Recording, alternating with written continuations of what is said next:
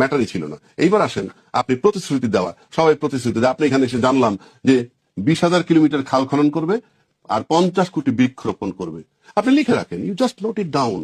এটা আদৌ বাস্তবসম্মত কিনা আমি ইতিমধ্যে ক্যালকুলেট করলাম। 20,000 কিলোমিটার খাল খনন মানে যদি 5 বছর 50 মেয়াদ কোটি পান, নাকি 5 কোটি?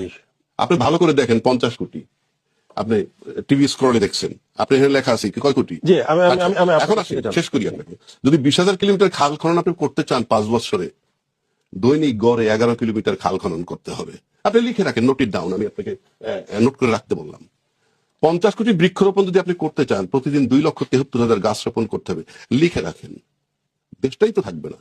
20,000 কিলোমিটার খাল খনন করলে সব নদী। আর 50 কোটি বৃক্ষরোপণ কইরা দেখেন তো দেশে ল্যান্ড থাকে কিনা। একটা কথার কথা বললাম।